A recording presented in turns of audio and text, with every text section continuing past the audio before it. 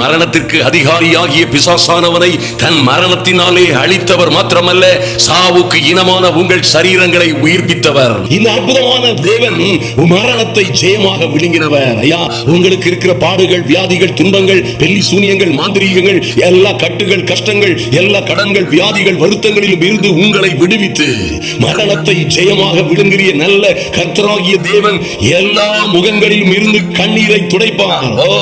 தமது ஜனத்தின் நிந்தையை பூமியில் இராதபடி, உங்கள் வாழ்க்கையிலே, ஜீவிதத்திலே, உங்கள் குடும்பத்திலே இராதபடி முற்றிலும் நீக்கி விடுவார். கர்த்தரே இதை சொன்னார் என்று வேதத்திலே எழுதப்பட்டிருக்கிறது. நீங்கள் ஒரு நாளும் தோற்று போவதில்லை.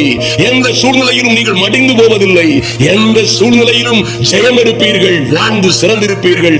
எந்த கொம்பனாலும் உங்களுக்கு வரப்போகிற ராஜரீக மேன்மைகளை தடை செய்ய முடியாது. அவரே மரணத்தை ஜெயமாக விழுங்கின சர்வ வல்லமையுள்ள தேவன். உங்களை உயர்த்துகிறார், கண்ணீரை துடைக்கிறார்.